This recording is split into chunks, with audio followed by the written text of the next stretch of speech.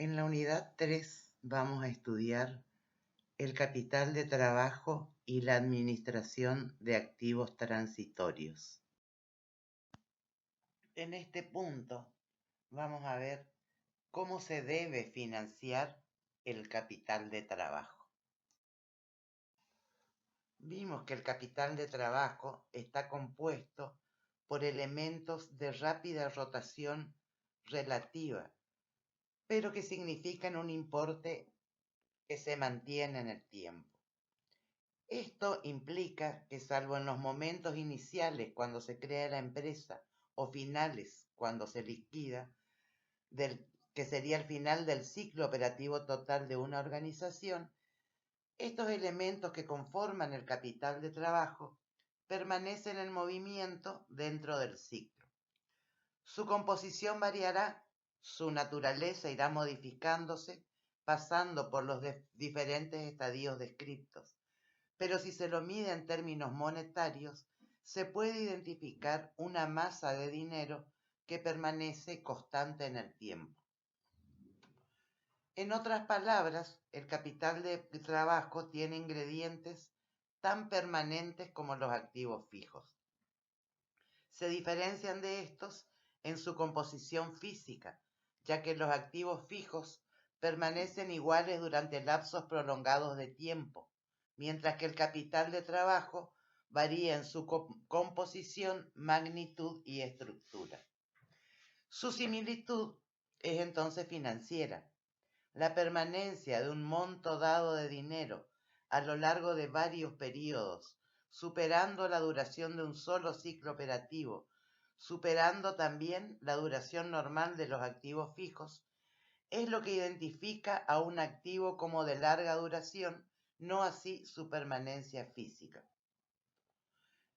Por eso puede identificarse una importante porción de capital de trabajo como fondos inmovilizados, a los que llamamos activos de trabajo permanente. Estos, al igual que los activos fijos, representan una inmovilización en el sentido financiero. Significa que los fondos se aplican a sostener la actividad normal de la empresa y no se liberan en el tiempo que dura un ciclo, sino que siguen girando indefinidamente. Otra forma de mirar sería que, si bien se produce una liberación de fondos al concluir cada ciclo, la porción erogable debe ser inmediatamente reinvertida para financiar el inicio del siguiente ciclo, con lo cual los únicos verdaderos excedentes inmediatos son las utilidades y las amortizaciones. En una primera observación del gráfico de capital de trabajo, que tiene en el eje de las abscisas el tiempo y en el eje de las ordenadas la inversión en capital de trabajo,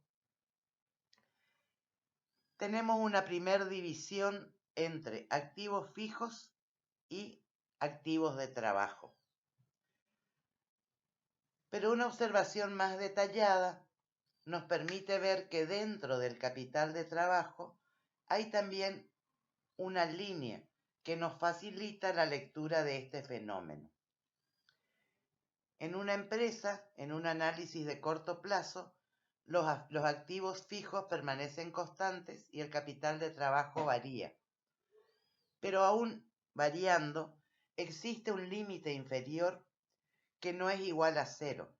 La composición mínima del capital de trabajo está íntimamente relacionada con las etapas y duración del ciclo. Por ejemplo, la empresa siempre tiene en promedio una determinada cantidad de bienes de cambio para su utilización en la producción o en las ventas. Esta cantidad podría tener un mínimo, que sería, como vamos a ver más adelante, el punto de pedido o el stock de seguridad, o inclusive ser cero si trabajamos con el método de justo a tiempo. Pero pocas veces podrá mantener durante un lapso prolongado de tiempo un promedio de cero. Como las empresas venden a crédito, tampoco podrán evitar un saldo mínimo permanente de cuentas a cobrar, inclusive las que venden con tarjeta de crédito. Siempre hay un desfasaje entre las ventas y el cobro efectivo. O sea que siempre tendremos dentro del capital de trabajo una parte fija y otra, una parte que se comporta como los activos fijos y otra parte variable. Esta parte variable responde a las variaciones estacionales de las distintas actividades económicas. La suma del total de activos fijos, activos de trabajo transitorios y activos de trabajo permanente nos indica la cantidad necesaria de financiamiento. La separación del capital de trabajo en permanente y transitorio tiene consecuencias desde el punto de vista de la financiación. Deberíamos cambiar la clásica pregunta de cómo conviene financiar el trabajo y los activos fijos por cuál es la fuente de fondos más apropiada para realizar inversiones de carácter permanente y transitorio. Como se ve, al poner énfasis en la permanencia financiera de las inversiones, se elimina la diferencia entre activos fijos y capital de trabajo permanente. Ambos involucran la inmovilización de sumas de dinero por periodos prolongados y por ende se hace más evidente que la forma de financiar unos y otros debe ser similar. En cuanto a las fuentes de financiación, a las clásicas de pasivo no corriente y patrimonio neto, aporte más utilidades retenidas, se le agregan los pasivos corrientes permanentes, que podrían encontrarse ya neteados del capital de trabajo. En todo caso, la doctrina y los usos y costumbres se inclinan por financiar inversiones de carácter permanente con fuentes de fondos de largo plazo. La diferencia es que esta visión ampliada del capital de trabajo nos brinda información adicional que de otra forma no se hubiera tenido en cuenta y nos hubiera llevado a financiar todo el capital de trabajo sin distinción con fuentes de corto plazo, lo que hubiera significado tener que afrontar las devoluciones de capital sin haber recuperado los fondos. Existen distintas políticas de administración del capital de trabajo y en este caso estamos hablando de la inversión y su financiamiento. Si hablamos de una política agresiva de administración del capital de trabajo, lo que se busca es minimizar los activos de trabajo y además financiar los activos de trabajo permanente con deuda bancaria de corto plazo. Si hablamos de una política de administración del capital de trabajo conservadora, se tendrán mayores inversiones en activos de trabajo y además parte de los activos de trabajo transitorios se financiarán con deuda bancaria a largo plazo. Una política moderada o de sincronización sería una política intermedia entre las dos anteriores. Sería trabajar con el capital de trabajo óptimo en cuanto a la inversión y financiar los activos transitorios con fuentes también transitorias y los activos permanentes con fuentes de largo plazo y capital propio. En esta política agresiva de financiación del capital de trabajo, la totalidad de los activos fijos se financian con fondos de largo plazo, deuda de largo plazo y capital propio, pero también financian una parte de los activos de trabajo permanente. La otra parte de estos activos de trabajo permanente, que son inversiones de largo plazo, se financian con créditos de corto plazo de naturaleza no espontánea, quiere decir préstamos bancarios que requieren de una negociación previa. Naturalmente, puede haber diferentes grados de agresividad.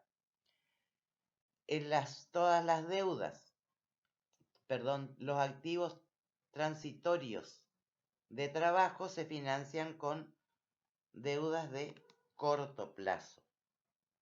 El problema con este enfoque es que la empresa se vería sujeta a peligros importantes provenientes del incremento de la tasa de interés, así como de diversos problemas de renovación de los préstamos. Sin embargo, sabemos que la deuda a corto plazo es menos costosa que la deuda a largo plazo y que algunas empresas estarían dispuestas a sacrificar la seguridad ante la oportunidad de obtener utilidades más altas. En la política conservadora, la empresa financia la totalidad de sus inversiones con fuentes de largo plazo, deudas de largo plazo y capital propio. Eso hace que por las variaciones estacionales haya épocas en el año donde tenga un excedente de fondos que tendrían que ser destinados a realizar inversiones transitorias, teniendo en cuenta también que las inversiones transitorias que hagamos posiblemente tendrán una rentabilidad inferior al costo de la financiación con deudas de largo plazo y capital propio. En la política moderada, una parte del capital de trabajo transitorio se va a financiar con deudas de largo plazo y otra parte con deudas de corto plazo. Esto también va a originar excedentes de fondos, pero inferiores a los que se presentaban en el caso de la política conservadora, que van a ser reinvertidos en inversiones transitorias. La teoría de la cobertura financiera nos dice que la financiación tiene que ser acorde al plazo de realización de los activos. Si consideramos eso, todos los activos fijos y los activos de trabajo permanentes deben financiarse con deudas de largo plazo y capital propio, y los activos de trabajo transitorios con deudas de corto plazo.